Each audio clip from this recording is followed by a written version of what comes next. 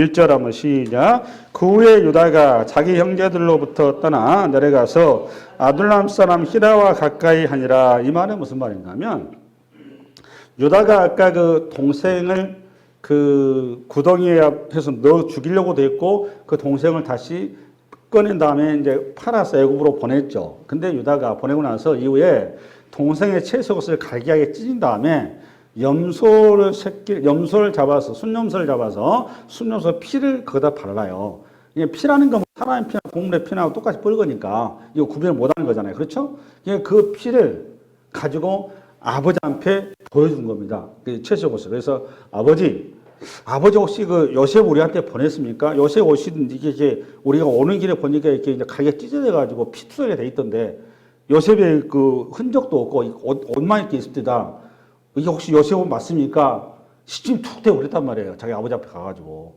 야곱이 탁 보니까, 야곱 바로 알죠. 탁 보니까 요셉 오신 거예요. 요셉이 거기서 그냥 팍 보는 겁니다. 야곱이 요셉이 이제 죽었다고 생각한 거예요. 이렇게 사자나 호랑, 그때 당시만 해도 이제 야생 동물이 굉장히 기승을 부릴 때고요. 치안이 굉장히 불안한 때입니다. 실제로 그런 일이 비일비재에 일어났다고 그래요. 그래서 광야 같은 이렇게 어디 노수 간다는 거는 그 생명을 걸고 하는 거랍니다. 그 시절이 그렇다면 지금하고 상황 이해하면 안 됩니다. 이게 야곱 입장에서 그걸 그대로 받아들이는, 요셉이 가가지고 이게 병보를 당했구나. 아들 잃어버렸구나. 그냥 여러분 생각해 보세요. 그 아들 다 없어도 요셉 하나 있으면 야곱은 행복했어요. 근데 하필이면은 기둥 같은 그 아들이 없어져버렸으니 야곱이 지금 맨정신 되겠습니까? 거의 그냥 그 반시체죠. 문제는 시간이 지날수록 그 정도가 심하다는 데 문제인 거죠. 이게 야곱도 굉장히 그 뭐랄까 집착이 너무 강해요. 그러니까 하나님께서 계속 야곱의 그 잘못된 집착, 하나님 앞에 집착할 것이 자꾸 이 세상의 것에 집착을 하니까 하나하나 끊어가는 거란 말이에요. 라헬도 집착하니 끊어갔죠. 또 재물도 집착하니 끊어갔죠. 건강도 집착하니 장애인 만들었죠. 계속 하나님께서 뺏어가는 겁니다. 아들 집착하니까 요셉도 끌어간 거예요, 지금. 계속 야곱의 입장에서 인생 봐보면 계속 끊어짐의 역사예요, 내용 보면.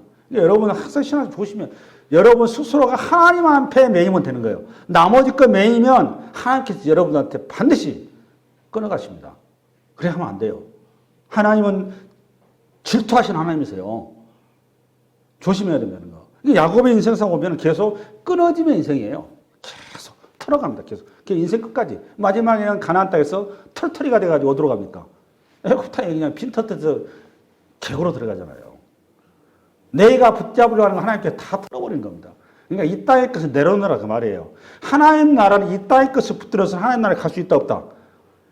재물과 하나님 나라에 섬길 수 같이 갈 수 없어요. 할렐루야? 이거 명확하게 하셔야 됩니다.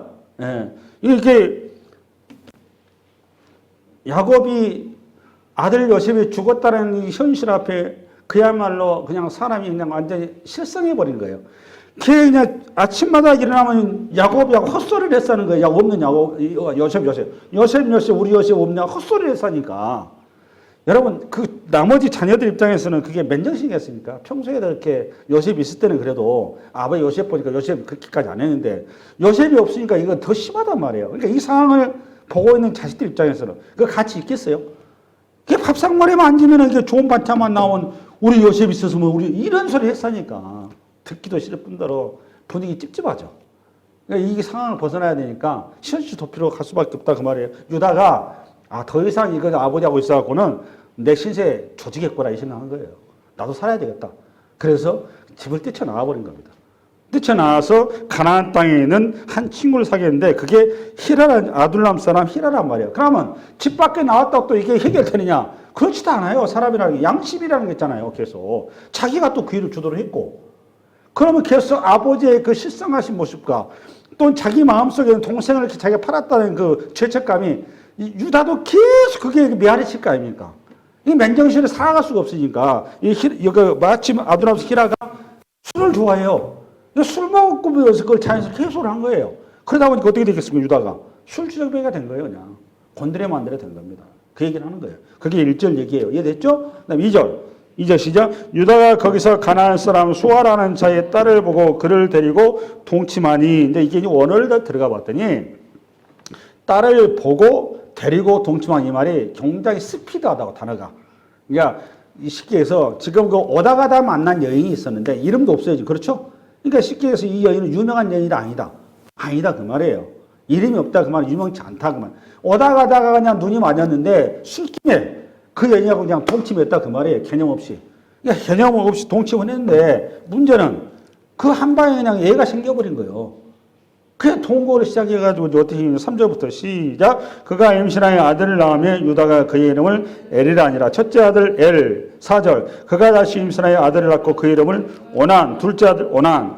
또 그가 또다시 아들을 낳고 그의 이름을 셀라라 아니라 그가 셀라를 낳을 때 유다는 그십에 있었더라. 그십에 있었다 이 말은 가나안 땅에 머물렀다 그 말. 집에 아버지 집에 안 들어갔다 그 말이에요. 그러니까 이미 가나안 땅에 들어와서 가나안 땅의 문화와 가치 속에 유다가 흡입돼 버렸고 가나안 땅의 질서와 가나안 땅의 풍습에 이미 유다는 그냥 그걸 자기의 삶으로 받아들였다 그 말입니다. 그럼 가나안 땅의 습성과 스타일이 뭔데요? 성의 개념이 없어요. 가나안 땅은 쉽게 해서 거룩이라는 단어하고는 거리가 멀어요.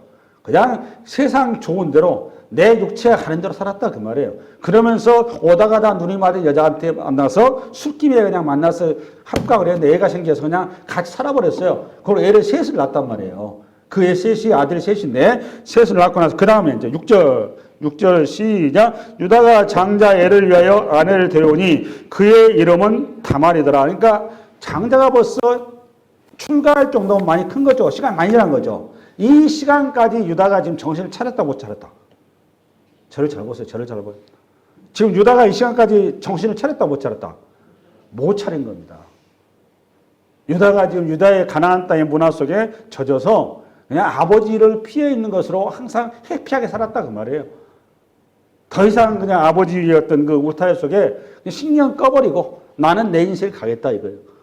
그래서 이제 보는데 그 가는까지 좋았는데 큰아들이 벌써 장성을 해서 장가갈 나이가 됐는데 이 아들이 자기를 닮았어요. 유다가 어떤 스타일이죠 여러분? 술주정뱅이. 이게 아들로서 전혀 장자로서 역할을 못 알아요. 그러니까 아버지 입장에서 겁이 난 거죠. 아니 장자를 세워야 집안이 쓰는 거니까. 그러니까 다말이라고 하는 여인을 이 현숙한 여인 같아요. 다말이라는 여인을 아들한테 붙여서 그 아들을 마음 잡게 해주려고 다말이라는 여인을 가나안 여인인데 붙여서 결혼시켰다 그 말이에요. 아멘? 예, 그래서 그래. 우리 한번 7절 시작. 유다의 장자 엘이 여호와가 보시기에 악함으로 여호와께서 그를 죽이신지라. 이제 이 7절 내용이 신학자들이 가는 굉장히 그 난상 토론인 구절 중에 하나입니다. 왜 그런가 하면 갑자기 지금 큰아들 엘이 이 현숙한 여인 다말을 만나서 가정이 잘 세워져서 뭔가 이렇게 갈 줄 알았는데 다말을 만나자마자 아들 엘이 하나님, 이것도 사람 죽인 게 아니고 하나님이 이거 죽여버렸어요. 이 성경에서 사람을 하나님이 직접 죽인 경우가 첫 번째 사건입니다. 지금까지 여러분 창세기 와 있잖아요. 한 번도 하나님께서 사람을 죽인 일이 있다 없다. 지금까지는. 37장까지 없어요. 직접 죽인 거는. 이해됐어요? 사람끼리 죽이고 살려고 한 거지. 하나님 직접 죽인 건 처음이에요. 처음. 하나님 죽였잖아요. 그렇죠? 그러다 보니까 이게 굉장히 그 신학적으로 고민이 많은 겁니다. 해석이. 그래서 대체로 이제 이런 해석을 모아요. 제가 좀 전에 말씀드렸습니다. 유다야가 삶이 지금 완전히 무너졌다고 그랬죠? 삶이 무너져 있어요. 가나안 땅에 와서 그냥 술 주정뱅이가 되버리다 보니까 부전자재이란 말이에요. 이게 아들은 아버지의 등을 보고 자란다고 그러잖아요. 일본 속담이 그럴 겁니다. 저도 보니까 저희 아버지를 그냥 그대로 빼닮았어요. 내 삶에 다 보면 성길도 그렇지. 매사가 보면 아버지하고 똑같아요. 아버지의 장점, 단점이 되게 많은데 그 단점이 나에게 싫으면서도 그걸 그대로 따라가고 있더라고. 왜 그렇다고 여러분? 인생이라는 거는 환경의 영향을 안 받을 수가 없습니다. 아버지가 술 먹고 주접대고 맨날 그렇게 삶이 개판이니까 애도 그랬다 그 말이에요. 큰아들도. 그 아버지의 습관 그대로 간 겁니다.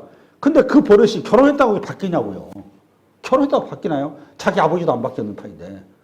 그러니까 이 큰아들이 이게 다말이라고 나름대로 좀 똘똘한 현숙한 여인을 만난 것 같아요. 이 여인을 만나서 마음 잡으라고 이렇게 결혼시켰는데 그 개참은 그대로 말 안 하고 계속 술 처먹고 남 여자하고 이렇게 이상한 짓을 하고 돌아다닌단 말이에요.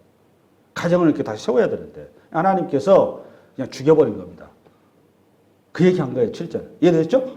그 다음에 8절 시작. 유다가 원하나 이르되 내 형수에게로 들어가서 남편의 아우된 본분을 행하여 내 형을 위하여 씨가 되게 하라. 이제 이거를 이제 소위 말하면 형사치수법이라고 그러는데, 그 형사치수법, 뭐 계대결혼법, 그다음에 고엘, 이거 다 같은 말입니다. 같은 말이 뭔가 하면 요 이해를 좀 하셔야 됩니다. 그 남자가 뭐 유경계가 있다고 했을 때 첫째가 그 결혼한 다음에 손이 여기 남자를 얘기합니다. 아들을 못 낳고 첫째가 이게 죽어버리면 이 그 형수죠, 형수. 이 형수가 이제 대가 끊긴 거잖아요. 이 가문은 문을 닫은 거니까 가문을 이어주기 위해서 둘째 아들을 통해서 형수에게 그 이렇게 씨를 만들어 주는 겁니다. 양자를 만들어 주는 거예요. 우리는 양자를 자기 부부지간에 우리 한국 같은 경우는 양자를 어떻게 했는가 하면 자기 부부지간에 뭐 첫째 아들을 낳으면 그 아들을 이렇게 요로 보내줘. 이런 형태였죠. 우리 한국은. 그렇죠? 근데 여기는 그렇게 하지 않고 이 형수한테 직접 형수의 방을 들어가서 형수하고 성관계를 통해서 씨를 심어주는 겁니다. 그래서 형수와 하여금 아들을 낳게 해주는 거예요. 그러니까 이 아들을 통해서 이 아들은 이제 누구 아들이 되는 거죠? 형의 아들, 죽은 형의 아들이 되는 거예요. 이거를 소위 말하면 형사치수법, 계대결혼법, 고엘법. 그래서 이걸 왜 해주느냐, 이게 중요하죠. 요즘 시대에 이런 얘기하면 이제 다들 웃는 판인데 왜 이걸 해주냐, 이게 중요한 건데 이런 거예요. 요거 이해를 잘 하셔야 돼요. 고대 시대에는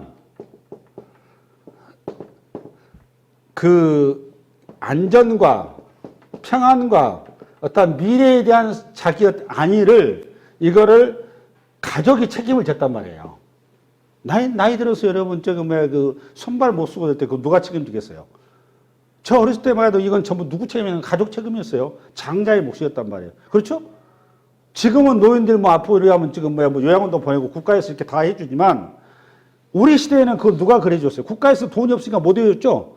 가족이 했단 말이에요. 쉽게 해서 가면 내가 다음에 손발을 놔버렸을 때 내 노년을 갖다 책임져 줬으면 그거 누가 해줘야 되냐고. 자식들이 해결해야 될 거 아니냐고요. 이 자식이라는 거는 그러니까 뭐하고 연결되느냐? 자기의 생명하고 연결된 거예요. 쉽게 얘기해서. 맞아요, 틀려요? 이거 이해가 돼 있으셔야 돼요. 지금이 아니라 국가라고 하는 시스템에서 국가가 모든 것을 기존에 우리 가정에서 했던 우리 어떤 보호막이 가족이 해결했던 보호막을 지금 국가라는 조직이 이제 하다 보니까 가족 제도가 굉장히 무너져 있는 거잖아요. 그래서 개인주의가 나온 거란 말이에요. 옛날 시대처럼 가족이 이렇게 책임지는 시대 같으면 개인주의가 나올 수가 없는 거예요. 가족끼리 다 똘똘 뭉칠 수밖에 없는 거란 말이에요. 왜 그런가 하면 가족이 운명 공동체니까. 지금은 국가 운명 공동체 돼 있는 거잖아요. 정리되시죠? 근데 이런 방식도 있었지만 이게 그러니까 소위 말하면 아들이 다 죽을 수도 있는 거잖아요. 그렇죠? 그럴 때 누가 어떻게 하느냐. 시아버지의 씨를 받아서 그 손을 이어간단 말이에요. 이거는 부도덕하거나 도덕과 윤리 이런 개념이 아닙니다. 여러분 생각해보세요. 윤리 도덕보다 더 위인가 뭔가 하면 생명에 관한 거, 생존에 관한 거예요. 맞아요, 틀려요? 윤리 도덕보다 더 위가 생존에 관한 거라니까요. 내 말이 틀리나요? 이건 죽고 사는 문제라니까. 죽고 사는 문제보다 더 큰 문제가 어디가 있나요, 이 세계에서. 그렇잖아요. 이게 지금 이스라엘의 어떤 그 제도만이 아니고 그때 당시 고대 근동에 일반화되고 보편화된 하나의 문화고 풍습이에요. 그러니까 시아버지하고 며느리가 해서 이거 불륜이다, 이상하다. 그런 게 아닙니다. 그런 그런 성 개념이 아니에요. 이거는 죽고 사는 문제란 말이에요. 이해가 돼 있으셔야 돼. 아멘? 아멘? 할렐루야. 그런데 우리 한번 그 이해를 가지고 8절 시작. 유다가 원하나 이르되 내 형수에게로 들어가서 남편의 아우된 본분을 행하여 내 형을 위하여 씨가 있게 하라. 9절. 원하니 그 씨가 자기 것이 되지 않을 줄을 알므로 형수에게 들어갔을 때 그 형에게 씨를 주지 아니하려고 땅에 설정하며, 이 말이 원문에 들어가 봤더니 성행위를 여러 번 반복적으로 했어요. 아이가 생길 때가 반복적인데 아이가 안 생겨. 이유는 뭐였죠? 이게 둘째 아들인가 그 형이 죽고 나서 그 동생이 형수한테 그 자녀가 생기는 거를 원치 않았어요. 원치 않은 이유가 뭐였죠? 그 집안의 형수에 대리해서 한 가문을 세워주면 아버지의 유산을 나눠야 되니까 아버지 유산을 나누기 싫어서 자기가 다 가지려고 탐욕인 거죠. 탐욕 때문에 그 형수의 그 생명에 대한 안전책을 과감하게 무시할 거예요. 이런 걸 보고 소위 말하면 그 범죄행위라 그러는 거야. 범죄행위. 이거는 형수를 내팽개친 거하고 똑같은 거예요. 형수의 생명을 그냥 살인하는 거하고 똑같은 거란 말이에요. 그러니까 형수를 살인하는 거니까 하나님께서 살인하는 그 자를 죽인단 말이에요. 그게 이제 그 다음 내용이에요. 10절 시작. 그 일이 여호와 보시기에 악함으로 여호와께서 그도 죽이시니. 이거 정의되시죠? 무슨 말인지. 형수를 죽인 거하고 똑같은 거란 말이에요. 형수 노년을 대책 없이 만들어버린 거니까. 그러니까 그 행위가 하나님 보시 악하단 말이에요. 하나님의 기준은 생명이란 말이에요. 생명. 사람은 죽고 사는 거. 이거보다 더 큰 거 없어요. 도덕 윤리를 뛰어넘는 겁니다. 그 부분은. 할렐루야. 그 다음에 우리 11절 시작. 유다가 그의 며느리 다말에게 이르되 수절하고 내 아버지 집에 있어 내 아들 셀라가 장성하기를 기다리라 하니 셀라도 그 형들같이 죽을까 염려. 이게 중요하죠. 그 형들같이 죽을까 염려했다면 누가? 유다가. 다말이 가서 그의 아버지 집에 있느니라. 이런 얘기입니다. 이게 여기 이제 본문이 이런 거 해서 잘해줘야 되는데 이런 얘기죠. 정리를 해볼게요. 몇 가지인데 첫째는 음행 때문에 하나님께서 목숨을 가져가신 거죠. 둘째는 탐욕 때문에 하나님께서 목숨을 가져가신 거예요. 그렇죠? 근데 셋째는 아직 어리단 말이에요. 어려서 아직까지 형수하고 잠자리 할 수 있는 상황이 아니에요. 뭐 유치원생이 된 건지 뭐 모르겠습니다만 하여튼. 근데 그럼 여기서 유다 시아버지가 유다죠? 시아버지. 그 다음에 다말은 맏며느리인데 유다와 맏며느리와의 생각이 틀려요. 여기서 지금. 이 지금 가정사의 불행에 이 가정사에 이게 닥친 이 불행에 대한 바라보는 생각이 틀리다고. 누구하고? 유다하고 다말하고. 어떻게 틀리냐? 유다는 두 아들이 죽으면서 이 셋째 아들을 유다한테 이렇게 대주면 이것도 마찬가지 죽을 것이라고 생각을 하고 있어요. 왜 그렇다고 생각하죠? 유다는 이 첫째, 둘째 아들의 문제라고 보지 않고 이 아들들의 죽음은 아들의 문제가 아니라 며느리의 문제라고 생각했다 그 말이에요. 우리 식으로 말하면 재수 없는 며느리가 들어와서 자식 다 죽였다 그 말이에요. 누가 그렇게 생각했다고? 유다가. 여러분 우리는 팩트를 딱 보니까 딱 보이죠. 지금 유다의 모습 속에 여러분 뭐가 보이십니까? 유다가 지금 얼마나 자기가 흉악한 죄인인지 자기 존재가 어떤 존재인지 전혀 인식도 개념도 없죠. 아무런 인식도 없죠. 그런데 여러분 이게 유다만의 모습이라고 생각하시죠? 그렇지 않습니다. 저와 여러분의 모습입니다. 우리가 그런 모습이에요. 이게 아담 안에서 죄 안에 갇혀있는 인간의 실존인 겁니다. 이게. 우리는 그래서 항상 내 안에서 죄의 원인을 찾으려고 하는 게 아니라 문제를 찾으려고 하는 게 아니라 외부에서 밖에서 찾으려고 해요. 잘 되면 내 탓, 못 되면 저 사람 탓 이거예요. 이게 인간의 습성이고 본질입니다. 그래서 항상 이게 다툼이 벌어지는 겁니다. 문제는 모든 것이 자기한테 있다는 것을 알아야 되는데 그게 안 되니까 자꾸 싸우는 거예요. 그러니까 집안에도 가끔 이렇게 다툼이라고 일어나는 거 보면 전부 다 내용 들어가면 그거예요. 항상 원인은 자기한테 있는 겁니다. 근데 자기한테 원인은 안 찾죠. 사람이 그래요. 인간이 이렇게 악하다 그 말이에요. 그래서 이제 아버지가 유다가 꾀를 부린 거예요. 며느리가 얘가 이제 어리지 않냐 네가 봐도 어리니까 너 친정집에 좀 가 있어라. 얘가 좀 클 때까지. 그때 이 셋째를 너한테 붙여주마 이렇게 된 거란 말이에요. 이 말은 약혼식을 했다 그 말이에요. 그럼 약혼식을 했는데 다말하고 과부죠. 과부면은 조금 남편이 이렇으니까 뭐 이제 딸한테 시집가면 될 거 아니야 이렇게 생각할 수 있단 말이에요. 여러분들이. 그게 아니라 셋째하고 이미 약혼식이 됐어. 이거 결혼하면 된다 안 된다?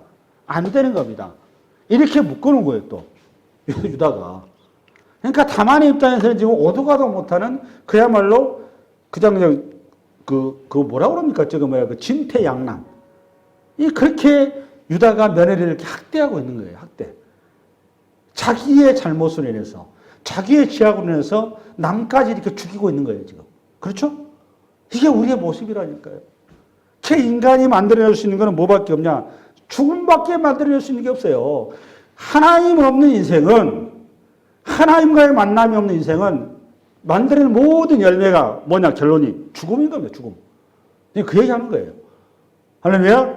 이어서 우리 한번 그 다음 주 봅니다. 12절 10절 시작. 얼마 후에 유다의 아내 수아의 딸이 죽은지라 유다가 위로받은 후에 그의 친구 아둘람 사람 히라와 함께 딥나로 올라가서 자기 양털을 깎는 자에게 이르렀더라. 이 말은 이제 11절과 12절은 많은 세월이 지난 겁니다. 5 내지 10년 정도 아마 이척적 지난 세월이 지났는데 그 사이 유다가 자기 아내가 오다가다 만나서 그 예놨던 살던 그 아내가 수아의 딸이 죽었어요. 이게 상처한 거죠. 이게 아내가 죽었으니까 일정 기간의 애도 기간이 지난 다음에 지금 마침 그때가 이제 그 뭐였는가 하면 우리 한국식으로 말하면 가을철 추수기가 된 겁니다. 양털 깎는다는 그 말은 가을 우리식으로 말하면 가을철 추수기예요. 그러니까 양털을 깎아야 이제 그것이 그걸 이제 그 팔아서 이제 돈을 만드는 거니까 그 시기가 되는데 그 목장이 어디가 있느냐? 이게 성경에 보니까 딥나라는 곳이 있단 말이에요. 그러니까 딥나라는 곳이 어떤 곳이냐? 며느리 다말이 친정집이 딥나예요. 딥나라는. 근데 거기에 뭐가 있다고? 시아버지 유다의 목장이 거기에 있었단 말이에요. 근데 중요한 거는 친정집이 딥나인데 딥나를 통해서 목장 관리하겠다거나 딥나가 목장 관리 거친 일이니까 여자는 집에서 있어야 되니까 이렇게 생각해서 가면 딥나 그걸 안 바뀌었더라도 그 친정집이 바로 옆에 근처이니까 그러니까 목장에 갈 때마다 며느리의 형편과 처지를 이렇게 헤아려 줬어야죠. 그 시절에 여자라고는 절대 약자니까. 근데 그런 헤아림이 전혀 있었다 없었다? 없었다 그 말이에요. 그게 이제 바로 나오는 겁니다. 우리 13절 시작. 어떤 사람이 다말에게 말하되 내 시아버지가 자기의 양털을 깎으려고 딥나에 올라왔다니라. 이 말이 무슨 말이냐면 평소에 그러니까 딥나하고 유다는 그 어떤 연락이랄지 안부했던 연결이 됐다 안 됐다? 안 됐다 그 말. 이 말 속에는 철저하게 지금 유다는 딥나를 무시하고 제껴버렸다 그 말이에요. 왜 제꼈다고 여러분? 자기 셋째 아들을 보호하기 위해서 형세적으로. 그러니까 유다는 자기 생각밖에 안 한 거예요. 그러니까 한 여인의 고통에 전혀 관심이 없어요. 오로지 그냥 자기 아들 누구처럼 똑같은 걸 보니까 야곱하고 똑같은 거잖아 지금. 그 애비의 그 자식인 거잖아. 이 인간이 이렇게 악하다니까 악해. 우리가 생각하면 이렇게 훌륭할 것 같죠 여러분. 여러분도 마찬가지입니다. 여러분 스스로 하면 여러분 사람의 자리를 잘 뒤집어 와보세요. 그래서 여러분들에게 있는 현실을 잘 이런 걸 통해서 적용을 해보면 여러분의 자리를 객관적으로 볼 수가 있는 겁니다. 이런 게. 자기밖에 모르는 거예요. 매사에 자기중심 사고방식. 이게 한 그 생명이 며느리가 이렇게 죽어가는데 14절 시작. 그가 그 과부의 의복을 벗고 노을로 얼굴을 가리고 몸을 휩싸고 딥나 길 겸 에나임 문에 앉으니 이는 셀라가 장성함을 보았어도 자기를 그의 아내로 주지 않으므로 말미암아. 나오잖아요. 셀라라 말 셋째 아들이거든요. 셀라가 성인이 됐는데도 자기를 그의 아내로 주지 않으므로 말미암으라. 이게 누가? 다말은 매일매일 아침마다 일어나면 시아버지가 자기를 찾아올 걸 그걸 기다리고 있는데 시댁에서 자기를 기별할 걸 기다리고 있는데 오늘이 올까나 내일이 올까나 기다리고 있는데 깜깜부소식이고 이미 지금 셋째는 성장을 했고 더더구나 지금 아버지 농장은 시아버지 농장은 우리 자기 동네에 있는데 여기 동네 바로 코앞인데도 자기 집에 한 번도 들려보지도 않고 그러니까 여러분 다말 입장에서 어떻게 하겠어요? 돌아버리죠. 다말도 살아야 될 거 아닙니까? 다말에 지금 그냥 코로머니 쥐가 돼가지고 이제 마지막 발악을 하는 겁니다. 살아야 될 거 아니에요. 다말도. 살아갈 수 있는 방식이 뭐냐? 시아버지 딱 봐보니까 정상적으로 가지고는 도저히 자기한테 이게 기회를 안 줄 것 같으니까 자기 입장에서는 생명을 잉태해야 되니까 방식을 고민한 게 뭐였냐? 창녀가 되기로 결심한 거예요. 근데 이거는 시아버지하고 바로 붙어야 되겠다 이렇게 된 거란 말이에요. 이게는 그때 당시에 하나의 방식이라고 내가 말씀드렸습니다. 이거는 불륜 이런 게 아니에요. 그러고 나서 우리 한번 15절 시작. 그가 얼굴을 가리었으므로 유다가 그를 보고 창녀로 여겨 길 곁으로 그에게 나아가 이르되 청하건대 나로 내게 들어가게 하라 하니 그의 며느리인 줄을 알지 못하였습니다. 이 말은 유다가 평소에 술주정뱅이였다 그 말이에요. 생각을 해보십시오. 사람이 맨정신 아니라 술 적당히만 먹어도 사람 분간할 수 있어요 없어요? 분간할 수 있었죠. 그런데 유다가 얼마나 이렇게 술에 쩔어있는 인생이었으면, 삶이었으면, 사람 분간을 못해요. 아니, 세상에 며느리도 분간 못한다 말이 된다고 생각하세요? 말이 안 되는 거죠. 이 대명천지에 어떻게 자기 혈육도 모르냐고. 이게 말이 안 되는 거죠. 그렇잖아요. 그대원이 여기 이때 당시에 뭔가 하면, 당시에 이제 가나안 문화, 이런 문화가 있어요. 여기 이제 오늘 주석서에 봐보면, 그 창지라고 돼 있을 겁니다. 성전 창지라고 돼 있을 텐데, 성소의 창리라고 돼 있을 텐데, 이런 얘기예요. 당시에 종교가, 가나안 종교는 이 성전에 그 여성 사제가 있었어요. 여자들이 사제란 말이에요. 왜 여가 있었느냐? 여기 이제 그 예배들이나 예배 방식이 여성 사제와 남자 간의 성행위를 통해서 성행위 자체가 예배였어요.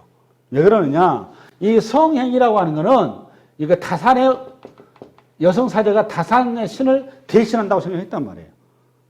그래서 여성 사제와 성행위를 하게 되면 이 예식을 통해서 그 가문에 아이를 많이 출생한다라는 그런 종교 어떤 그 교리를 가지고 있었다 그 말이에요.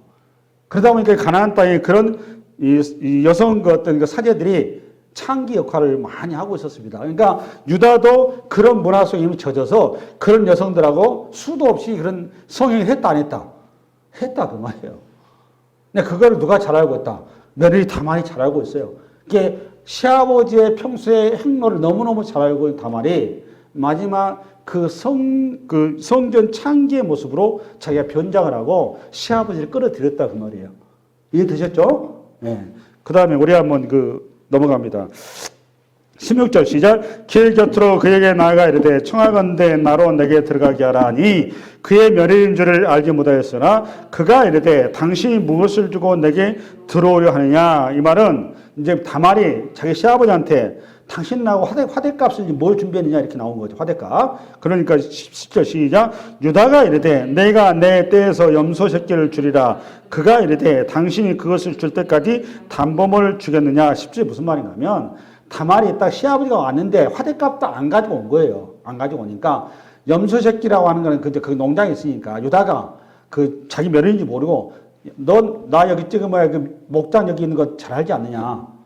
나 여기서 일하는 사람이니까 저기 염소 새끼 내일 아침에 내가 너한테 갖다 줄 테니까 그걸 주마 이렇게 된 거죠. 그러니까 이제 다말이 하는 얘기가 아니 사람이 화장실 들어갈 때 다르고 나올 때 다른데 오늘 저녁이 사건이 내일 아침에 나 그런 일 없어 이래버리면 이거 마냥 꽝인 거잖아요. 그러니까 오늘 지금 당신하고 나하고 이 합궁한 거를 단범으로 확실히 주라 이렇게 나온 거란 말이에요. 다말이. 이해됐죠? 그러자 18절 유다가 이르되 무슨 단범을 내게 주랴? 그가 이르되 당신의 도장과 그 끈과 당신의 손에 있는 지팡이로 하라. 유다가 그것들을 그에게 주고 그에게로 들어갔더니 그가 유다로 말미암아 임신하였더라. 이제 18절이 오늘 성경의 앞권인 겁니다. 이게 이제 이런 건데 여기는 끈이며 또 지팡이며 도장이라는 건 우리 식으로 주민등록증이에요. 그 다음에 또 신용카드고 주민등록증과 신용카드를 지금 줬으니 이거는 이제 빼도 박도 못하는 거죠. 확실하게 지금 시아버지가 그날 밤에 다말하고 했다는 것은 이제 딱 보증이 된 거죠. 그런데 이런 겁니다. 이 본문의 해석을 잘해야 되는 게 이런 겁니다.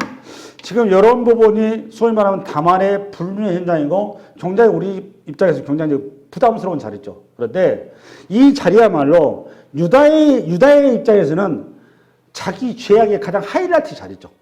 이 성이라고 하는 건 이런 거예요. 아담 안에서 우리가 인간이 타락한 다음에 원래 아담과 하와는 옷을 안 입었죠. 근데 선악과를 먹고 나자 눈이 밝아지면서 맨 먼저 아담과 하와 깨달은 게 뭐였습니까, 여러분? 성경 보니까 벌거벗은 것을 깨달았어요.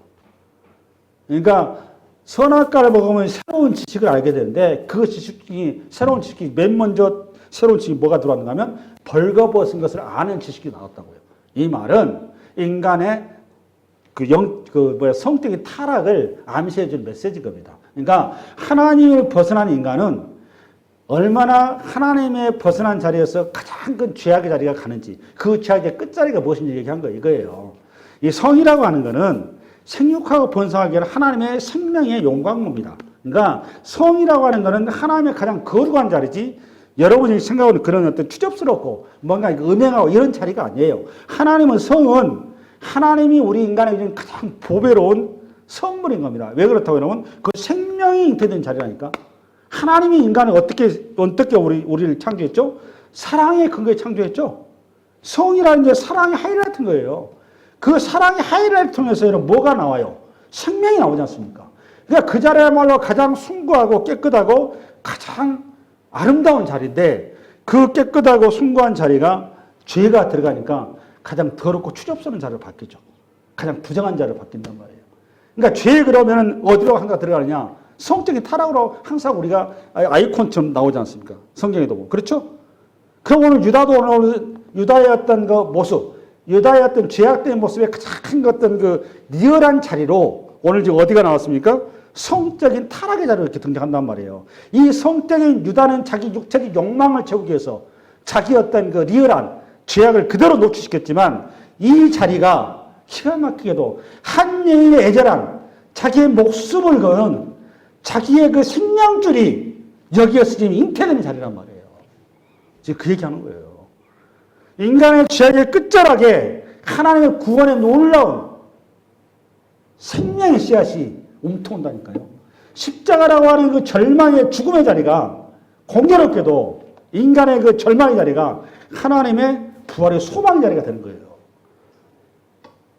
죽음과 생명이 교차하는 자리가 이 자리인 겁니다. 죄와 하나님의 거룩이 교차하는 자리가 바로 38장 18절 이 자리인 거예요. 이 이해를 가지고 보셔야 돼요. 이 신학적인 이해가 여러분 있으셔야 이 본문을 제대로 보는 거예요. 여러분 다말은 지금 여기에 여러분 생각하는 거 추접스럽고 없나 이렇게 다말은 지금 죽고 사느냐의 문제라니까요. 이해됐어요? 다말은 죽고 사느냐의 문제인 거지 무슨 성 이런 개념이 아니에요. 유다는 자기 육체적 본능의 어떤 그 하이라이트를 찍는 자리고 인간의 죄악의 그 정점과 하나님의 생명사랑의 그 절정이 마주치는 자리란 말이에요. 이게 지금. 할렐루야. 다시 읽겠습니다. 18절. 시작. 유다가 이르되 무슨 담보물을 내게 주랴. 그가 이르되 당신의 도장과 그 끈을 당신의 손에 있는 지팡이로 하다. 유다가 그것들을 그에게 주고 그에게 들어갔더니 그가 유다로 말미암아 임신하였더라. 이겁니다. 이거. 유다로 뭐였다고 여러분? 임신. 그러니까 한 여인의 애절한 그 열망과 그 생명에 대한 애착이 하나님께서 하늘 보좌에서 그걸 들으신 거예요. 응답을 해버린 겁니다. 그냥. 이 한 방에 이 다말이 입퇴를 한 거예요. 생명을. 이런 것을 은혜 그러는 겁니다. 인간의 가장 더럽고 추한 자리에 하나님의 불꽃 같은 사랑의 용광로가 거기에 타오르고 있었던 거예요. 이런 걸 은혜 그러는 거라니까. 이 한 방에 임시된 겁니다. 생명이 잉태돼 버렸어요. 그리고 우리가 20절, 19절 시작. 그가 일어나 떠나가서 그 노을을 벗고 가업의 의복을 도로 입으니라. 유다가 그 친구 아둘람 사람의 손에 부탁하여 염소 새끼를 보내어 그 여인의 손에서 담보물을 찾으려 했으나 그가 그 여인을 찾지 못한지라. 그가 그곳 사람의 물을 대 길곁 에나임에 있는 창녀가 어디 있냐? 그들이 이르기를 여기는 창녀가 없니라. 그만큼 얼마나 유다가 개념 없이 살아는지를 다 보여주는 거죠. 참, 그러니까 유다가 지금 아무 개념이 없이 산 거예요. 오직 그냥 육체적인 본능을 따라 내 몸이 가는 대로 인생을 살았단 말이에요. 근데 그 자리에 하나님의 놀라운 자비가 있어서 자기가 이렇게 학대하고 버렸던 그 생명 며느리가 구원하는 자리로 그 자리에 우리 하나님이 뒤집어 놓았다 그 말이에요. 할렐루야. 우리 한번 21절 시작. 그가 그곳 사람에게 물으되 길곁 에나임에 있던 창녀가 어디 있느냐? 그들이 이르기에 여기는 창녀가 없느니라. 그가 유다에게로 들어와 이르되 내가 그를 찾지 못하였고 그곳 사람도 이르기를 거기에는 창녀가 없다 하더라. 유다가 이르되 그로 그것을 가지게 하라. 우리가 부끄러움을 당할까로라. 내가 이 염소 새끼를 보냈으나 그대가 그를 찾지 못하였느니라. 석 달쯤 후에 어떤 사람이 유다에게 이르러 말하되 내 며느리 다말이 행음하였고 그 행음함으로 말미암아 임신하였느니라. 유다가 이르되 그를 꺼내어 불사르라. 봐보세요. 웃기지 않아요? 이 유다의 행위를 봐보세요. 얼마나 웃긴가. 자기가 그동안 행한 일은 전혀 개념이 없죠. 그렇죠? 석 달 후에 그 며느리가 입퇴했다는 사실. 이거를 소위 며느리가 저 나무 남자고 성행위를 했다. 자기는 뭐 수도 없이 성행했으면서 자기 며느리가 성행위 한 번은 모르겠습니다만 하여튼 뭐 그걸 여론 기정하자면 그걸 가지고 지금 트집 잡아서 유다가 아주 잘 된 거예요. 왜냐? 유다 입장에서는. 그러지 않아도 다만 이걸 어떻게 하면 눈에 가셔서 제거하려고 그러는데 명분이 딱 섰잖아요. 지금. 아 얘가 지금 나무 남자하고 지금 저거 바람을 폈어? 이거다 싶어가지고 지금 며느리를 죽이려고 작정을 한 거란 말이에요. 이게 인간이 이 모양이란 말이에요. 인간이 이 모양. 그러고 나서 우리 한번 25절 시작.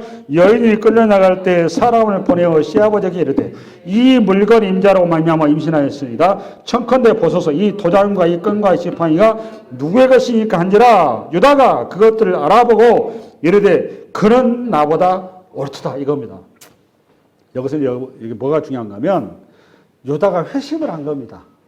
저를 봐보세요. 이게 굉장히 중요한 얘기인데 내가 주민등록증이라고 이런 것도 얘기했지만 당시에 뭐 도장이 뭐 아까 지팡이 이런 거를 쉽게 얘기해서 유다가 그건 내 거 아니에요 해버리면 끝나요.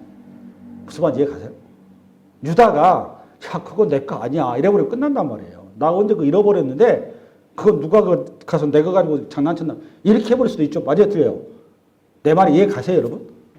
유다의 평소의 태도 같으면 얼마든지 돌려서 얘기할 수 있단 말이에요. 야 내가 그 사실 그 잊어버렸는데 누가 가져갔나 했더니 누가 그거 가지고 너한테 니한테 이런 식으로 할 수 있단 말이에요. 그러면 남자 우승 사이에서는 꼼짝없이 지금 다말은 죽은단 말이에요. 이해됐어요? 그런데 오늘 유다가 이실직고를 하죠 지금. 왜 이실직고를 한 거죠 여러분? 하나님께서 유다의 마음을 치신 겁니다. 하늘을 보자서 우리 주님이 다말의 이 애처로운 이 한 여인의 절규를 들으시고 유다의 양심을 치신 거예요. 그래서 유다가 여기서 크게 회심을 한 겁니다. 아, 너가 진짜구나 이렇게 합니다. 너가 정말로 바르구나. 이해되셨나요? 우리 식으로 말하면 예수만이 구원자이십니다 이 말이에요. 예수만이 구원자이십니다 이 말이란 말이에요. 이제서야 유다가 고백을 하는 거예요. 자기의 지나온 모든 세월들을 드디어 하나님 앞에 통해 잡아가는 자리가 이 자리입니다. 지금 유다가. 이해되셨나요? 지나온 자리에 대해서 하나님 앞에 크게 유다가 통해하는 자리입니다. 이 짧은 이 한마디가 그 말이에요. 그러면서 그 며느리의 그 위대함, 그 며느리의 그 발음, 정말 현숙한 여인이란 말이에요. 다말이야말로. 그 수절하면서 그 자리를 끝까지 지켰잖아요. 그리고 마지막에 시아버지가 자기를 거절하는 걸 알고 그 시아버지를 통해서 변장해서 시아버지 씨를 통해서 그 가문의 씨앗을 잉태하잖아요. 이 대단한 여인이죠. 그리고 뭐 잠언서에 나오는 현숙한 여인 그러는 거예요. 현숙한 여인. 할렐루야.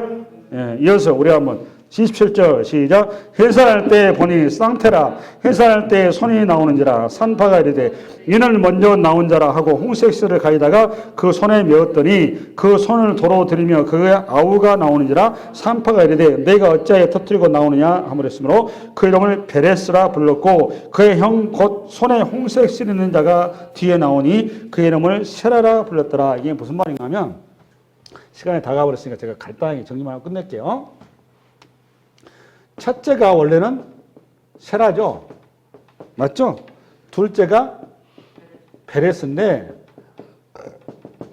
그 원래는 이제 그 아이가 출산할 때 저는 모르는데 얘기를 들어보니까 머리가 먼저 나온답니다. 항상 머리가 먼저 나와야 정상적으로 태아가 이제 그 위치에 있었는데 이상스럽게 오늘 오늘 그 다말의 출산 시기는 머리가 나온 게 아니라 손이 먼저 나오고 손이 한 손 쑥 나온 거예요. 이 말은 굉장히 난상이다 그 말이에요. 난상. 굉장히 난상이 잘못하면 산모가 죽을 수 있다 그 말이죠. 그래서 이게 쌍태니까 이게 서열을 정확히 해야 될 거 아닙니까? 먼저 나온 애가 첫째고 두 번째 나온 애가 둘째가 되는데 이게 손이 먼저 나온 게 손에다가 순서를 어차피 비슷하게 생겨서 순서를 정하기 위해서 홍색, 붉은색이죠. 끈을 손에 매줬다 그 말이에요. 얘가 첫째다 이거 구별하기 위해서. 그런데 나오다마고 손 쑥 들어가 버린 거예요. 들어가 버리고 나서 이 베스가 먼저 쑥 나와버린 거예요. 나와버리고 얘가 뒤에 나왔다 그 말이에요. 그렇죠? 그러니까 둘째가 먼저 나와버린 거란 말이에요. 그러니까 요거는 붉은색 그 말은 누구하고 비슷한가 하면 에서하고 비슷한 거잖아 지금. 그러니까 이거 두 형제의 모습이 누구에 대한 새로운 그림이었던 거죠. 보니까 축소판 에서와 야곱 이 얘기한 겁니다. 그러면서 야곱이 이 뒤를 이어가듯이 여기도 베레스가 뒤를 이어가요. 이 유다의 어떤 그 소위 말하면 유다 지파의 장자의 태를 이어갑니다. 아멘? 근데 이 은혜가 있을 수 없는 생명의 새로운 어떤 그 하나님의 축복이 이게 오고 오는 이스라엘의 역사 속에 이게 하나의 예화로 등장을 합니다. 얼마나 이게 큰 복이었는지를. 이게 이제 룻기서 4장은 빨리 갑니다. 룻기서 4장. 룻기서 4장. 룻기서로 보겠습니다. 4장 12절인데 우리 한번 12절 갑니다. 12절. 12절 시간이 없으니까 좀 그 11절하고 12절만 읽고 제가 그냥 설명을 끝낼게요. 407페이지 여러분. 407페이지. 407페이지 폈나요? 폈으면 아멘. 우리 한번 407페이지 보면 보아스가 나오미의 며느리인 룻과의 그 먼 친척인데 이 룻을 통해서 나오미의 뒤를 이어줍니다. 그 집안에 가문을 세워주는 자리예요. 그 자리에 에와가 등장하는데 우리 11절 시작. 성문에 있는 모든 백성과 장로들이 이르되 우리가 증인이다 하니 여호와께서 내 집에 들어가는 여인으로 이스라엘 집을 세운 라헬과 레아 두 사람과 같게 하시고 내가 에브랄에서 유력하고 베들레헴에서 유명하게 하시기를 원하며 여호와께서 이 젊은 여자로 말미암아 내게 상속자를 주사 내 집이 다말이 유다에게 낳아준 베레스의 집과 같게 하시기를 원하노라 하리라. 이거 바로 이겁니다. 그러니까 나오미가 여러분 베들레헴 땅에서 흉년을 만나서 그 가족이 전부 다 모압 땅에 갔었는데 모압 땅에서 남편도 잃어버리고 두 아들도 잃어버렸는데 두 생 과부가 둘째 며느리가 아마 나오미일 거예요. 그 둘째 며느리가 룻일 텐데 그 룻이 모압 여인이 이 과부의 상태에서 모압 땅에 있는 다른 남자 안 만나고 나오미 시어머니를 따라서 베들레헴 땅에 돌아온 겁니다. 문제는 남편이 없으니까 이 집 망한 집안인데 그 망한 집안에 대를 이어주는 사람이 등장을 해요. 그 사람이 누구였느냐? 가까운 친척이 아니라 먼 친척인데 재벌이었습니다. 보아스라는 분이 이 가정에 향한 하나님의 뜻을 헤아리고 기꺼이 자기가 희생한단 말이에요. 그게 누구였다고? 보아스. 그 보아스를 통해서 나오미의 집안에 대가 이어지는 털로 생명의 대를 이어지는 하나님의 큰 복을 받게 되는데 이 복이 어떤 복과 똑같다? 오늘 다말이 시아버지 유다를 통해서 씨를 받게 되어서 생산해내는 그 복과 같은 동일한 은혜가 이 나오미 집안에 이어졌다 그 말이에요. 여러분 우리가 이 땅에 살면서 저와 여러분은 항상 이런 생명의 역 가운데 살아가는 거예요. 이 절체절명의 인간으로서는 더 이상 이룰 수 없고 가능성이 없는 이 절체절명의 자리에 우리 하나님이 계시단 말이에요. 하나님께서는 여러분의 보호자가 되시고 진정한 보아스시고 진정한 유다시란 말이에요. 그 유다로 여러분의 삶의 구석구석에 여러분 세워갈 줄 믿습니다. 그건대로 이 한 주간 차고 넘치기 바랍니다. 수고했어.